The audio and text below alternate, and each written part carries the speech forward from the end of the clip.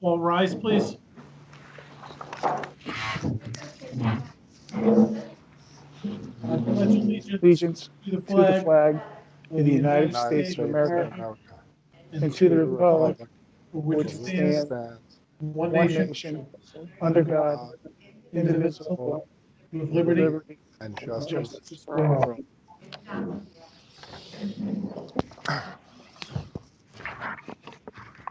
Roll call. Claudia, Here. Alan, Here. John, Here. Tracy Allen, Here. Doug, Here. Barbara, Here. Stephanie, Joe, Here, Al, Here. Jesse, Jesse indicated they had a conflict. I'm sorry, I didn't hear you. Turn your mic on. Please.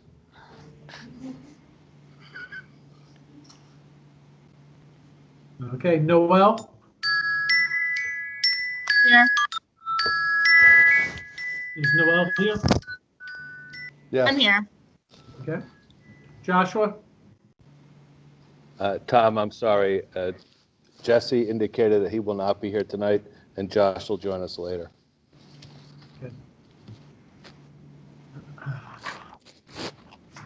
okay, ladies and gentlemen, the New Jersey Open Public Meetings Law was enacted to ensure the right of the public to have advance notice of and to attend the meetings of public bodies of which any business affecting their interest is discussed or acted upon. In accordance with the provision of this act, the Riverdale Regional Board of Education has caused notice of this meeting to be publicized by having the date, time, and place thereof sent to the Record, the Ridgewood News, and the Town News newspapers, the constituent borough clerks, and borough libraries, as well as posting in the school district's principal's offices, faculty rooms, and board office. According to New Jersey Public Law 2001, Chapter 226, the smoking or use of any tobacco product is strictly prohibited anywhere in public school buildings or anywhere in public grounds, including but not limited to the parking lots, grassy areas, and athletic fields. Violators will be subject to a fine not to exceed $100. Okay. Thank you, Tom. I will read the mission statement. The mission of the Riverdale Regional School District is to provide a safe, student-centered environment in which each student is valued and respected, to challenge each student to reach his or her potential, to nurture every student's intellectual, social, physical, and emotional growth, to provide a healthy work ethic, a passion for learning, and a respect for oneself and other, to develop responsible citizens for our diverse community and an ever-changing world, to continue to involve our community in an active partnership, to provide all students the opportunity to achieve and exceed New Jersey student learning standards and the New Jersey core curriculum content standards. This brings us to the public comments on agenda items only. Mark will facilitate. Any questions on agenda items only? You please raise your hand or add a comment.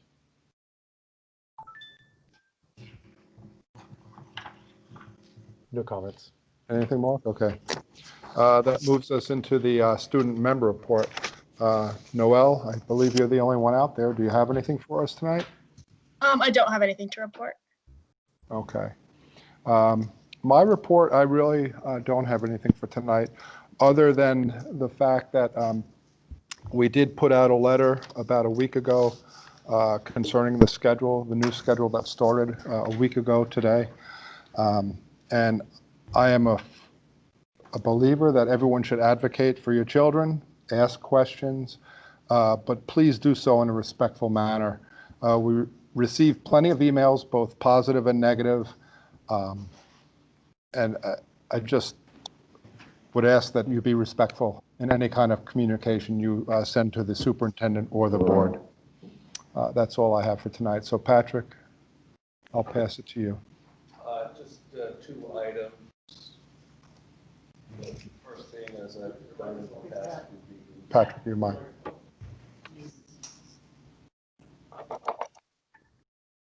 I apologize. I should be better at this.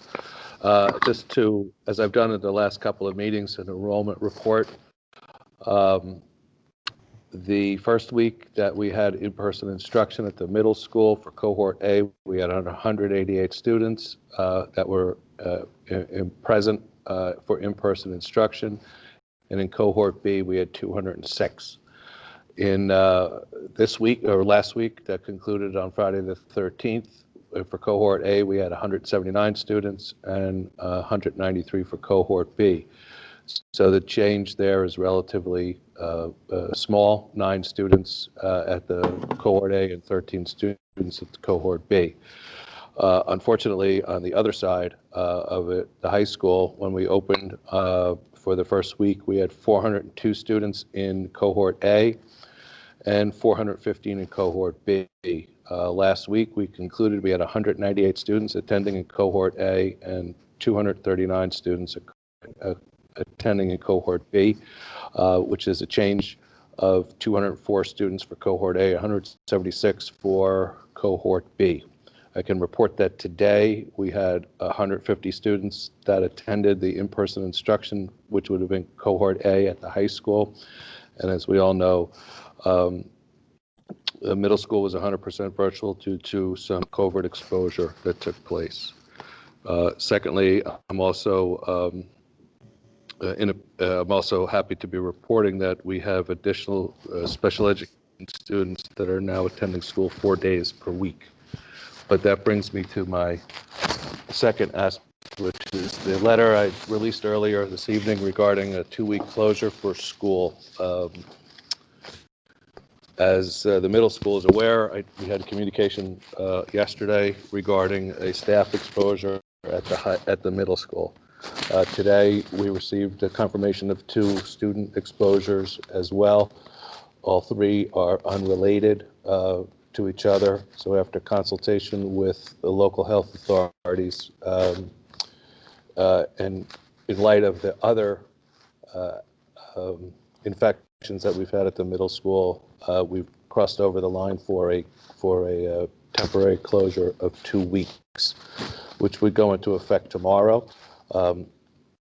And that would then close the building. We could through December 1st. We have a virtual day on December 2nd, so in-person instruction would return on December 3rd. At the high school, similar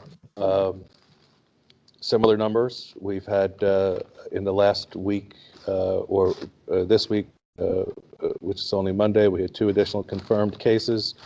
Coupled with the cases that we've identified in the past week, we've crossed over the time where the exposure has penetrated the facility. Thankfully, what I'm happy to report is at this point, we don't see any transmission from the facility back out to the community. In other words, the community is bringing it into the building from a variety of different places. Community includes students, staff members, et cetera. We also have another potential exposure at the high school with a staff member. So that puts us into this zone where we've had to mix with our, where we've crossed over the line of recommended closure. Just so that people understand, River Edge has its own health department, so we contact and consult with local authorities over there. Dell contracts with the Bergen County Health Department, so we contract when there's an exposure at the high school. We deal with the Bergen County Health Department. There was a recommendation included in that to shut down all activities, which includes athletics and co-curriculars, for that period of time that school is closed. Unfortunately, we nearly made it through the entire fall season, but were unable to do so. And not that it's any comfort, there were 3 additional high schools and school districts in Bergen County that also experienced the rise in COVID, which is resulting in closures in those districts as well, which are occurring as we speak. So unfortunately, we are in a place where we have company, but it's not the company we wish to keep. So having said that, that concludes my report. Thank you, Patrick. We'll jump into the committee reports. Alan, do you have anything on budget and finance? No, Al, I do not. Okay, sorry, I was unmuted. How about Doug, facilities and security? No, we have not had another meeting since the last board meeting. Okay, and John, community relations and technology? We did meet recently. We continue to look at additional options for technology and to see if we can continue to assist during this hybrid mode, now that we're going full remote, but no major things to share from that meeting. Okay, thank you. I know curriculum and policy have meetings scheduled for next week, correct, Claudia? Yes, we do. For policy, we're going to probably be working on virtual meeting schedules, but I know with the governor's new decrease in numbers, that's going to change the stuff that we've already started working on, I'm sure. And curriculum, we are meeting next week. And Okay, that will discuss, I believe we'll start discussing new classes for next year, correct, Pat? okay. Classes for next year. We'll start talking about that? Oh, yeah. Okay. Yeah, that's on our agenda. Okay, that's all we have. Okay, thanks. Let's move into the consent agenda. Do I have a motion for consent? It's Claudia, I'll make a motion. Okay, second? I'll second, it's Doug. Okay. Does anybody have any questions or issues on the consent agenda? Tom, when you're ready, please. Okay.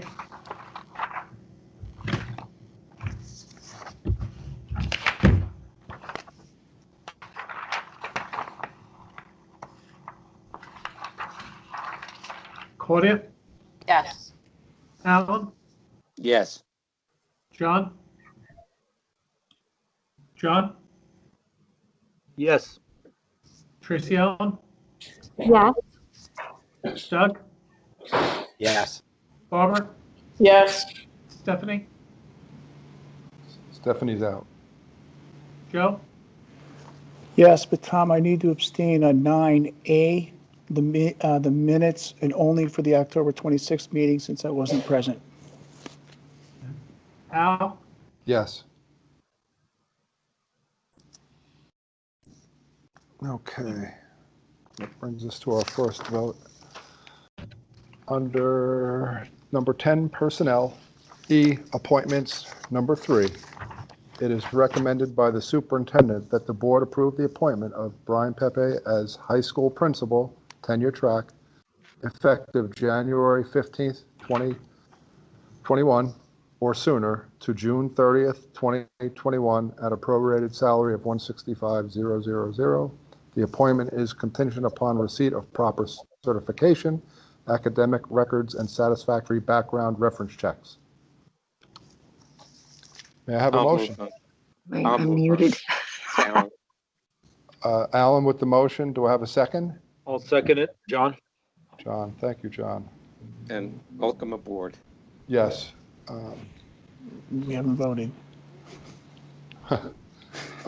Does anybody have any questions or issues here?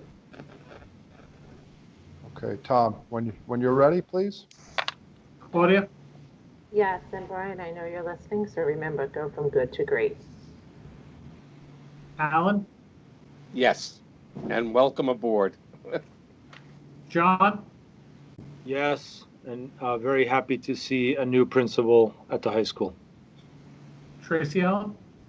Yes, and we're expecting great things. Doug? Yes, and welcome aboard. Barbara? Yes. Welcome. Stephanie's still not here, correct? Yep. Joe? Yes, and welcome aboard, Brian. And Al? Yes, and welcome back, and good luck. Welcome back. Now I'm going to have that in my head. Thanks. That brings us to our second vote. Let's see. Number 13, Finance and District Operation. H, the superintendent, at the request of the board secretary, recommends that the board accept line item transfers and the adjustments as listed in the financial report for the month ending October 2020. May I have a motion, please? This is Joe Al. I'll make that motion. Okay, Joe, thank you. And this is Second? Alan, I'll second it. Okay. Does anybody have any questions? Okay. Tom, when you're ready? Claudia, Yes. Alan, Yes. John, Yes. Tracy Ellen, yes, Doug, Yes. Barbara, yes, Joe, Yes. and Al. Yes. Okay, may I have a motion to bring items from the executive agenda forward to the regular agenda? I'll make a motion. It's Claudia. I'll second it. It's Joe. Okay, Joe, I'm just going to recap some of the items that are brought over. It is recommended that superintendent board approve appointments for the following Riverdale staff members to work additional schedule. So, and this is for a math teacher that is beginning a maternity leave. Rescinding the appointment of an extracurricular advisor. Rescind an appointment of the assistant boys basketball coach. And a resignation of a building service employee, Rocco Patafio. A step up the guide for one of the teachers, special education teacher. 2 salary adjustments for a tech department. Another leave replacement for a guidance counselor, school counselor. A replacement for the assistant boys basketball coach. Jeffrey Wilson to the position of extracurricular advisor to the jazz band. And then a new hire in the tech department. Does anybody have any questions regarding any of these executive items that are brought to the regular agenda? Okay, Tom, when you're ready, please. Claudia, Yes to everything except E2, and I wish nothing but the best for Rocco. He's awesome. He's going to be well missed. Alan, Yes. John, Yes. Tracy Ellen, yes, Doug, Yes. Barbara, yes, Stephanie still isn't present, correct? That is correct. Joe, Yes. and Al. Yes. Okay, so that brings us to old business. We have a presentation tonight from an anti-racism group. Are you folks ready for your presentation? Hi, yeah, we're ready. Okay, the floor is yours. Great. Uh, If Hello, everybody on the everyone. meeting could mute themselves except the presenter, it would help with the feedback. Thank you. Thank you. Hello, everyone. My name is Elizabeth Hossel. I graduated in the class of 2015. We dropped a link for our presentation that we created, so if the board and everyone who's present would like to just click on that, they can take a look at it. So I'm a part of Riverdale for BLM, a diverse, multi-generational group of parents, students, and alumni. Our group came together after the murder of George Floyd by police in May and grew into a larger conversation that's centered around our education system and the changing toxic environment at Riverdale. In June, 4 former Riverdale students were involved in creating a survey to address the culture within our high school. The survey overwhelmingly described instances of racism, homophobia, and anti-Semitism performed by students and faculty, and it was given to Superintendent Fletcher along with 3 short-term solutions, which is on slide 5 of the PowerPoint, if you're looking at it. In mid-July, we created a petition which now has over 1,100 signatures and which generated a large amount of support from our community. This petition has 5 main demands, including decentering whiteness in the curriculum, hiring teachers of color, yearly training for teachers and assemblies, and a zero tolerance policy for any racist or discriminatory acts, which is on slide 6. Two current Riverdale students recently shared a document that was a compiled events and social media instances that has happened at Riverdale during their time here. We are here because this is still a toxic culture at Riverdale that affects the entire community, and we need to work together to create a long-term solution and move forward. So I'd like to introduce Serena Barr and Felicita Castellanos, who will share some of their own experiences here at Riverdale. My name is Serena Barr, class of 2019, and I'm here to tell you about my experience at the Riverdale School District as a biracial, half-Black, half-Jewish woman. Being of Jewish descent, I was very disgusted, disappointed, and scared that a swastika next to the words "Hitler is my hero" was drawn in the boys' bathroom along with "Kill all the Jews" being written in the girls' bathroom in the same week in early 2017. Since these anti-Semitic hate crimes were swept under the rug by the administration, it gave leeway for students to be openly anti-Semitic. Hearing a Jewish teacher being called a stupid Jew, Holocaust deniers giving their unwanted opinion, and from a personal standpoint, having a penny being thrown at me and being told to pick it up. Now comes the anti-Black racism. Random students would touch my curly hair without my consent, or I would get told to go brush my hair as a joke. White male students would fetishize the body of a Black female student in front of faculty. Every single year I've attended Riverdale, I would get mocked for my Jamaican heritage from both students and faculty, along with both students and faculty once again mocking two Black students from the same grade and calling them brothers even when they're not. It's hard for non-Black teachers and students to understand my frustration and pain. Having at least one Black teacher or a teacher of color, or making sure the board implemented anti-racism training for faculty, in which we stated in the petition, would have made my high school experience better.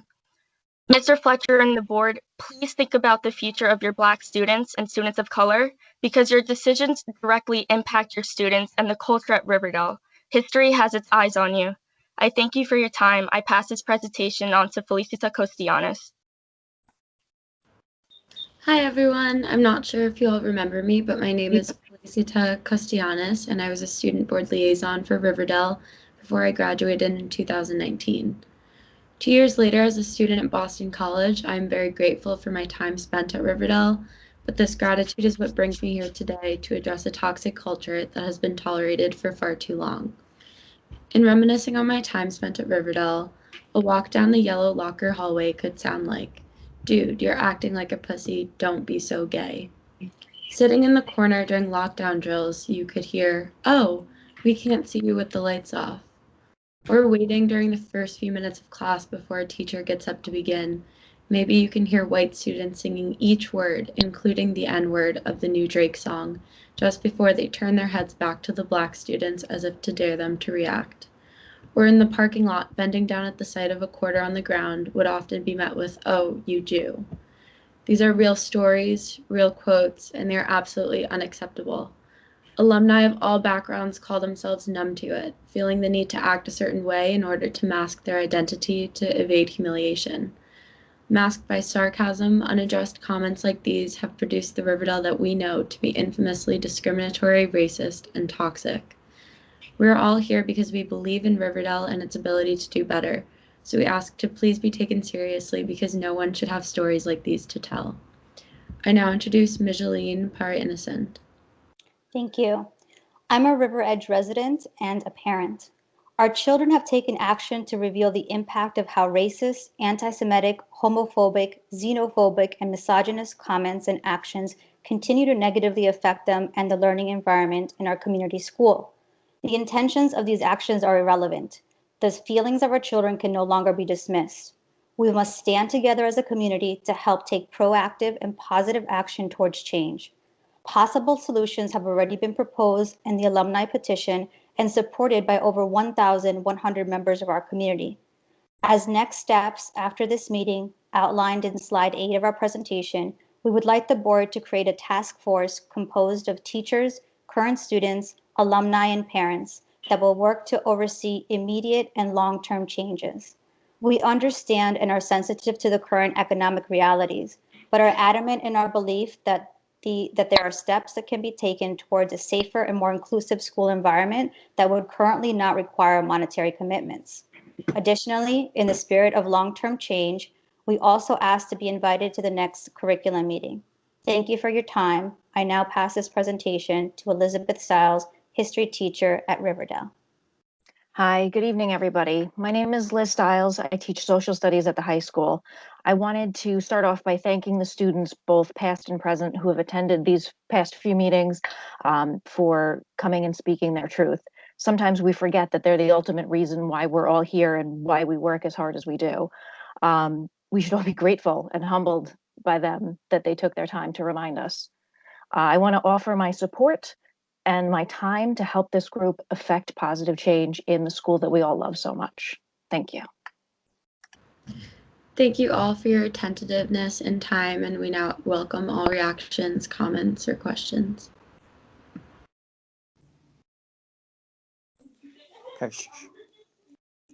Does anybody have any questions? The board, I'll be happy to tie it up. Go ahead.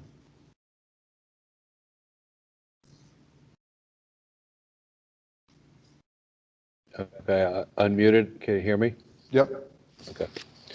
I want to thank all the students present and past who've come forward this evening. It is certainly a difficult thing for all of us to hear, especially for me as a superintendent, of the feelings that you've expressed. As you know, I met with several of the students over the summertime. I think it was in early July, regarding the initial petition that was brought forward, and that was out of respect for the students that we have here, past and present, and to know that their pleas do not go unheard.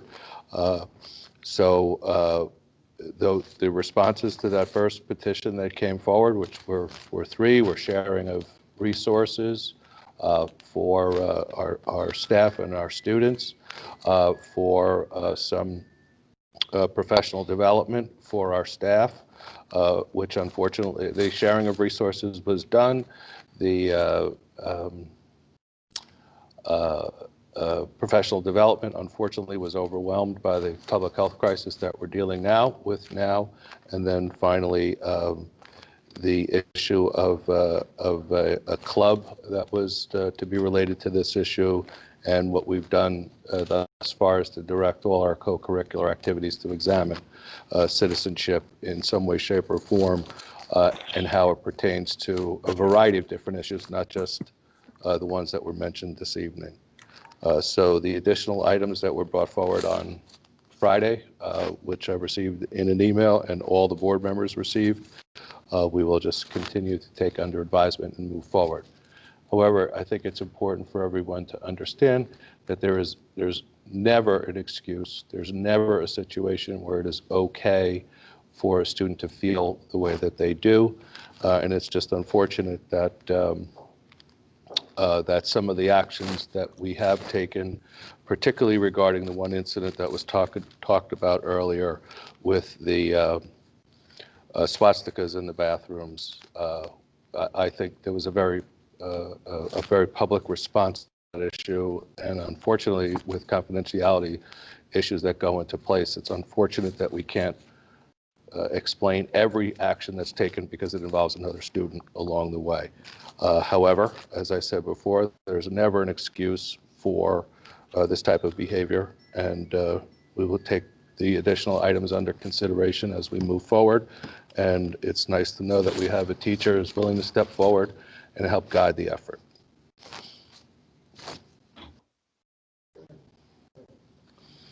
Thank you, Patrick. Do we have any other old business or / new business? Anybody? Okay, we'll open it up to public comments. If anyone in the public has anything, please hit the little hand button, and Mark will. Ms. Liberto? Please Hi, unmute yes, thank yourself. you so much. Hopefully I'm unmuted. Yep. I'd like to invite anybody interested in participating with Team Freedom Corps, who's currently working with the YWCA with their 21-day Racial Equity and Social Justice Challenge. Every day for 21 days, they post different articles and videos that challenge the way we think and want the kids to participate in, reading these articles, watching these videos, listening to podcasts, and reflect on their own personal experiences and how we act impacts the people around us. Also identifying, discrimination in many different forms, and just how we can become more socially aware, socially responsible. So again, it's the 21-day challenge with the YWCA, and the Team Freedom Corps is actually actively participating in this challenge. We had our first meeting today to discuss the first 4 days of challenges and how it impacted, their point of view, their perceptions, and where they plan on going from there. So, I'm very proud of this particular team, and I invite anybody else who's interested to participate. I can send them the information.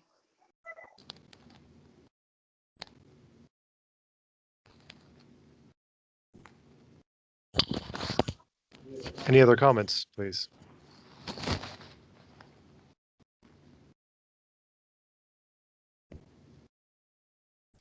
Joan Ingram?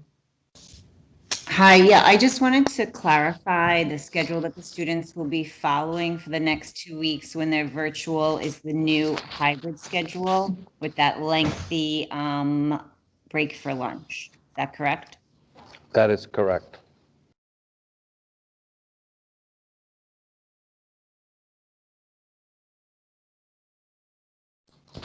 Any other comments? Please raise your hand.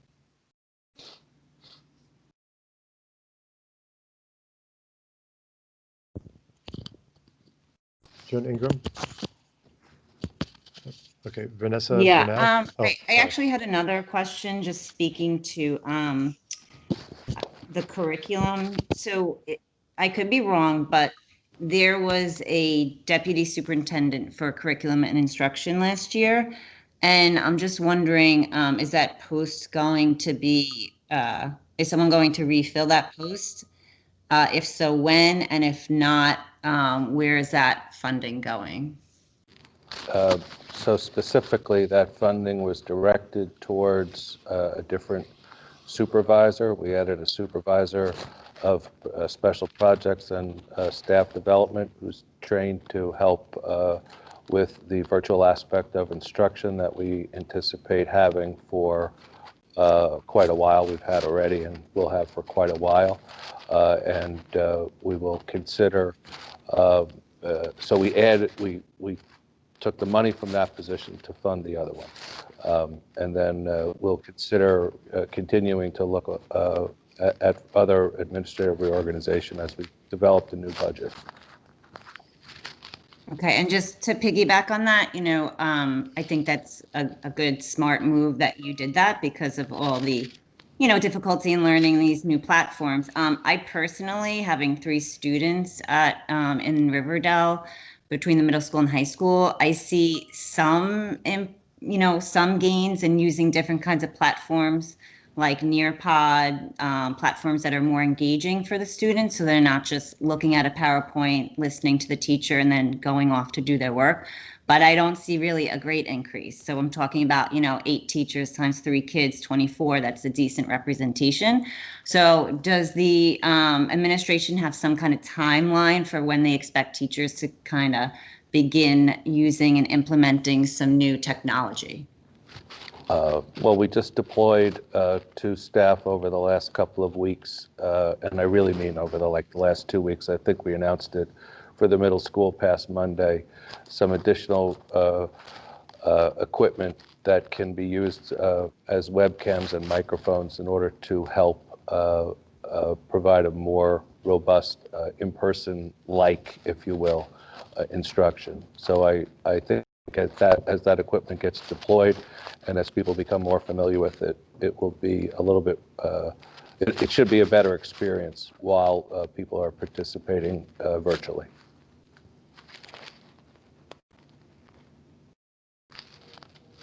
Vanessa Burnell.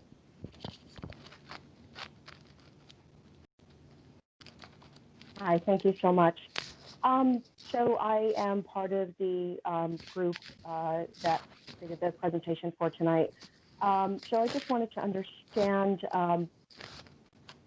is it being considered for our group to join any of the curriculum meetings? I understand that you felt, Mr. Fletcher, and the board, that some of what's been done so far has helped, but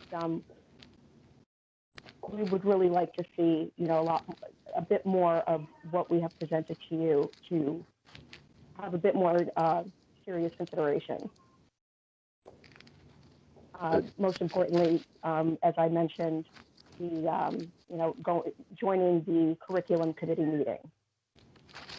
I appreciate that, and I understand exactly the question. What I indicated is that we'll take all of that under advisement. We just got those requests on Friday, so we need an opportunity to review it and to take a look at it and see how we can best implement, some type of input process. That sounds reasonable, and I appreciate that. There's no way I could expect for you to, have an answer this evening. Thank you. My other question, you're very welcome. And my other question is, which has kind of baffled me, when these incidents do occur, why is it that there have not been any assemblies for the children to bring them all in and just, go over with them? Guys, this is not not to point out anyone or shame anybody, but this is not the way that we treat each other. They're there 6 hours a day, 5 days a week, or more sometimes. You're their family. They shouldn't be treating each other this way. You have a wonderful message, mission statement on the website. They need to hear it.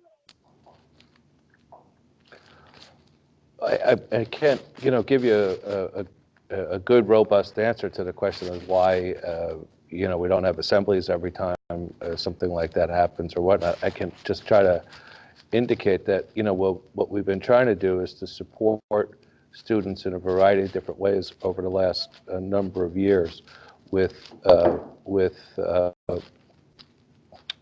programs, if you will, that bolster all kinds of support for kids. And it's unfortunate. There's just no way to say it. And unfortunate may not be the best description or the best adjective to use with this, but it's just so disappointing that even today, after years of trying to promote students to treat each other with dignity and respect, that we still have students that feel this way. Touchdown. Sorry. So and it's unfortunate for me because I've had the pleasure of working in 4 other school districts, this being my 5th over a 35-year career. And it's unfortunate that in each one of those places that I've been, over 35 years, I've experienced something like this. Why it's so entrenched and why it is felt that way, I don't have a good answer to. And I could tell you that all the efforts that we've had, and we just have to do better as human beings. We have to treat each other with dignity and respect, no matter who we are, no matter where we are, no matter what we believe, no matter what we look like. We just have to treat each other better with dignity and respect. And I don't have a good answer for that. I don't. Of course, this is a very difficult topic to address in one evening. I mean, this will take some time, and I don't mean to, take the floor right now, but I just want to let you know that, we have been reaching out to friends in other districts. Other districts are working on this as well. We would not be alone. We could create a network with other Bergen County districts trying to make this work better because they're suffering as much as our students are here. We can do better. Yes, we can. Yes, we can. Thank you so much. Okay, we have a written question from Alex Plitnick of class of 21. If we know that none of the cases were spread through school or via sports, why are sports getting shut down? As I indicated, I'm sorry, let me go back up. We don't know that it's not being spread through sports. And as a matter of fact, we do know that there have been private sporting activities which have resulted in positive tests of our student. What I am trying to indicate is that we haven't had a transmission from the school outward at this point. We did in the summertime have 5 students that tested positive who participated in the athletic program, and unsure as to where all of those transmissions come from. However, most specifically, the reason for your answer is that once we cross over a certain threshold of exposure and positive cases, and in all instances, we confer with the health departments, and the recommendation from the Bergen County Health Department is that when you close for COVID-related health reasons, you close everything down. Mary Joan Wilcoxon.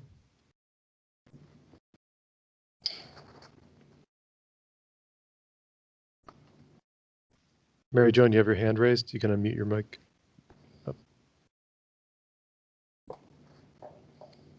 I guess Lisa Malordo. Yes. Does this change apply to the LLD classroom as well? Unfortunately, at this point, yes. Okay.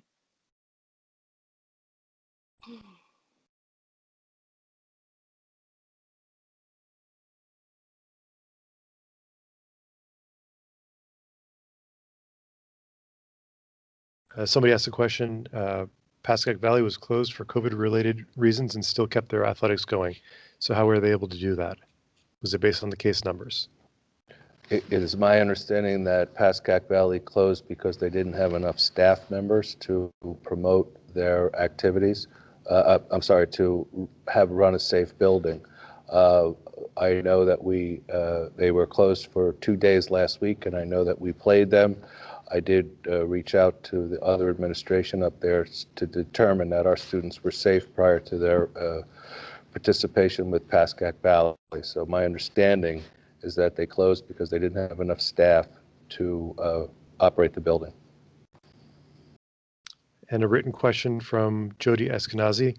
Will the Wednesday schedule stay as is? Yes, the current schedule that we have of 4 days of hybrid vis-a-vis and virtual on Wednesday, it will remain in existence. Keir Halstetter. Yes, good evening. I feel like my question is a little trivial given the heartfelt presentation earlier. My empathy and my heart goes out to them as a staff member here at Riverdale. It's upsetting to hear that was people's experience while I was in the building. So having said that, I guess I know, Mr. Graff, you had made it clear at the last meeting, this is not a question and answer session. I don't mean to have it turn into one. I read your letter as well. I guess I'm here to urge, whether it be admin or the board or in conjunction, to try to come up with a solution, given that we are going virtual, to this schedule. I know many people were upset with the hybrid schedule, like the new one, November 9 schedule. I get the fact that everyone sees it through their own lens, and that's okay, right? You have to try it to figure out what works and what doesn't work, and that's okay. In July, the RDEA informed the board that this schedule was a substandard schedule, but was okay because you had 50% capacity. And you had to deal with this schedule because of that. We discovered very quickly, everybody, that the straight 8 Wednesday schedule was really, really tiresome. We switched to this new schedule, and I guess my disappointment is it's November 16th, and we're going to be rolling out a hybrid schedule that we're going to be working on virtually, which was designed to get students back in the building and more contact time. So I guess what I'm asking, not as a response, but as a request, is parents and teachers, certainly the teachers and the students, should be heard on how to develop a virtual schedule that will service, one, the students, and secondly, the planning time for the teachers, because this schedule does not do that. And you heard a parent earlier, she wanted some innovation for her sons or daughters. I'm not sure, what gender they were. However, it can't be done, or it's very, very difficult to be done in the standard by which my members are used to, accustomed providing. And so I really just want to make sure, and I'd like to be in the room or have my other teachers in the room so that we can figure out a schedule that works if we have to stay virtual beyond, the next 10 or 15 school days. So that was all.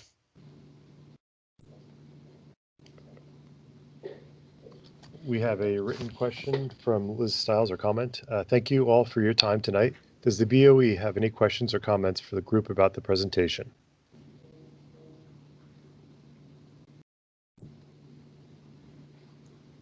This Nothing is Stephanie more. Hartman. I came in late, I'm sorry, and I came in without my computer, so you hear me through Mrs. O'Neill's computer. My question is actually back to Mrs. Liberto in speaking about what Team Freedom Corps is doing, and if perhaps at the end of the 21-day challenge, maybe some of the students can write down their thoughts or write down things that open their eyes to or actions they wishing to take and share back with the board. I'd be interested to see how their perspective changed and what they, what they feel maybe could be useful here. So I don't know if Ms. Liberto's still on here, but if not, if one of her colleagues could pass that along, I would appreciate that. And I always thank I was at the teach-in over the summer, and I always thank all the students for wanting to change the environment that they're no longer in and making an impact for others. So appreciate that. I am still in the meeting, and I'd be happy to provide feedback and speak to the students about presenting at a later board meeting. We also have an active Teams page where the kids are going to be posting their process throughout this experience, because it's going to mean different things to different students, and I think that's part of the best part of this, is that getting perspective from all different angles and getting to hear each other out in a safe environment where they can be supported. Great, thank you. I had one comment, Al. This is John Samuel.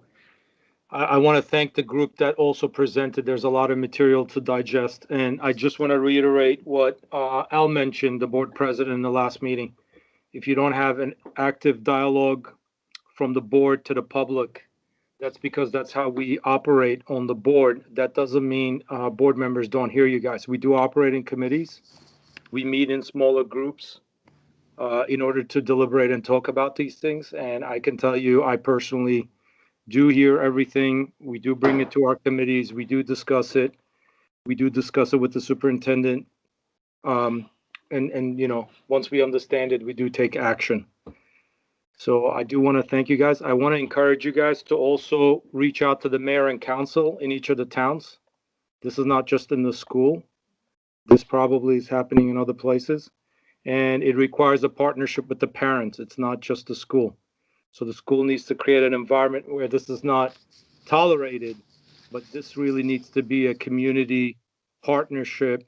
And you need to build that awareness also with the rest of the governing bodies, which is the rest of the school districts, the mayor and council in River Edge and Riverdale.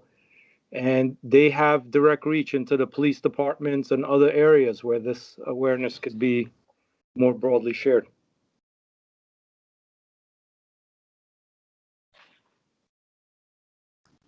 All right, we have a question from Silva Anna Christina. If all students are learning remotely until December 3rd, why are we not using the full day Wednesday hours for the next 2 weeks to maximize the instructional time for all our children?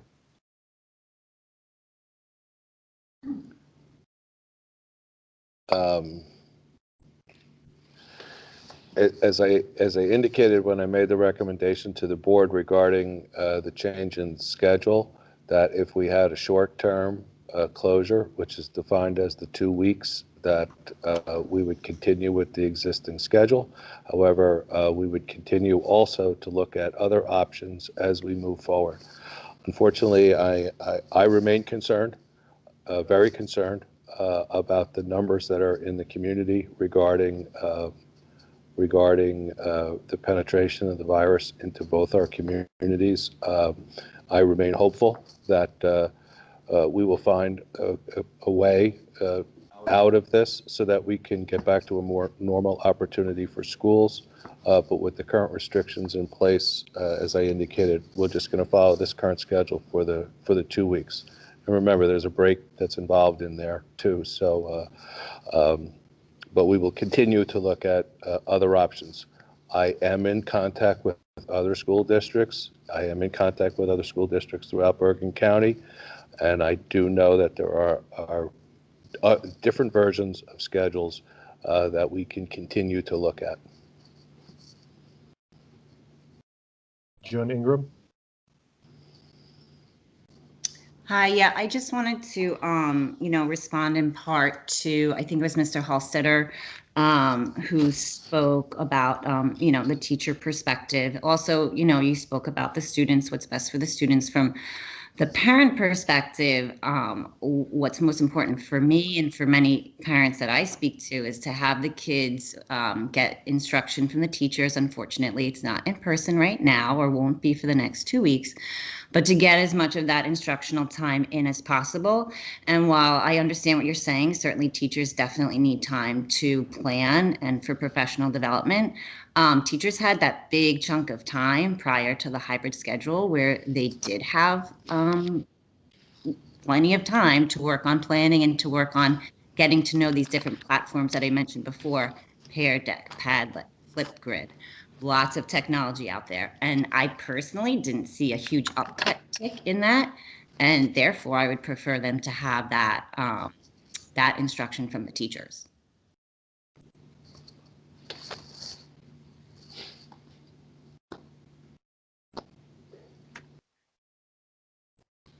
Any more questions or comments? I see a comment from Silva and Christina. While our children continue to learn remotely, they need more instructional time, not less. I'm very concerned about the long-term effects of unfinished learning due to lack of instruction.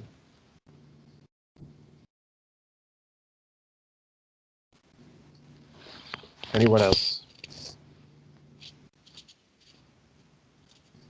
The question is Wednesday, November 25th still half day? And if so, what is the hybrid schedule for that day? Yes, Wednesday before the 25th, which is before Thanksgiving, and there's a Wednesday prior to the holiday recess. We are looking at that in order to try to make sure that we can balance the instruction that takes place between the other periods that occur on the Monday and Tuesday. So there will be an additional information coming out regarding those two particular Wednesdays. And we have a question from Julie Leopold of Riverdale. Would there be a consideration to continuing the remote learning for 2 weeks after Thanksgiving? My concern is that people will travel for the holidays but not adhere to the 14-day post-travel quarantine and send their kids back to school. We all have that. We all share that concern, and that was an item that was in the bottom of the letter that I released today. I remain hopeful, and I want to say specifically that for the most part, our student and parent community have been very responsive, very forthcoming with possible exposures, testing, etc. I encourage that to continue.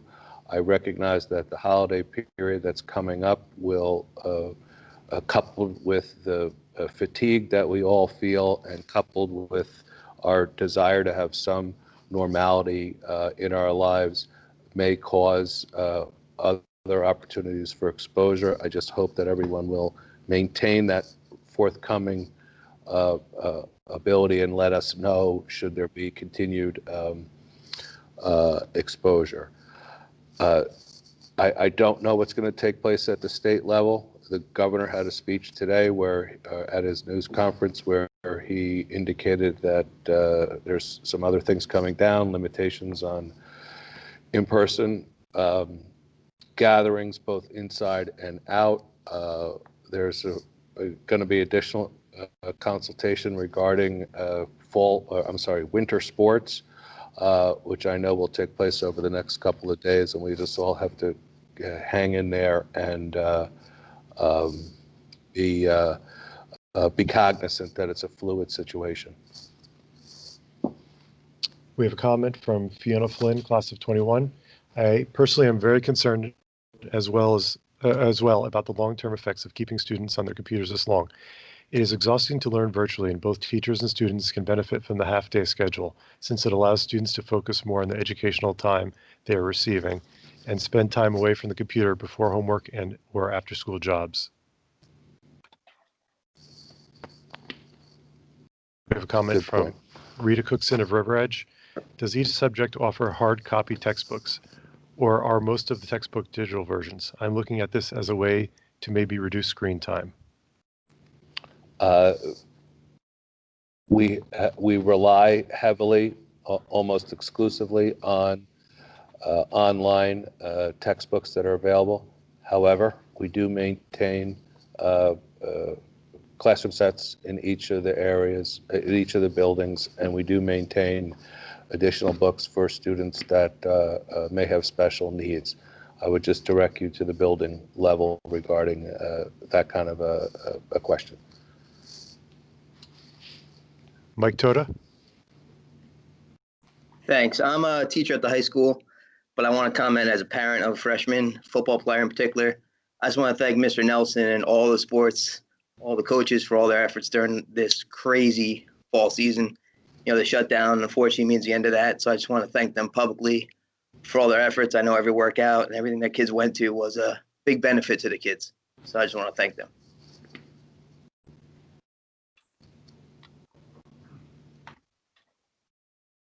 Any more questions or comments?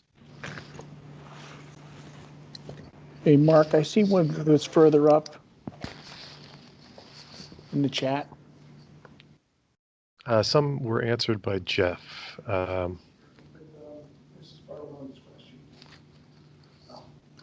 see a comment here from Suzanne Flom.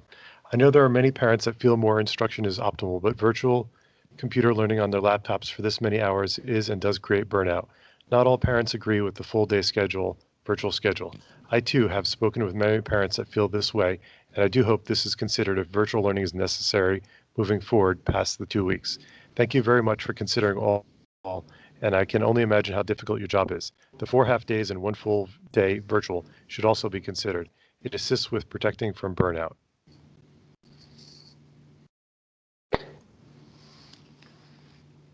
Any more questions or comments?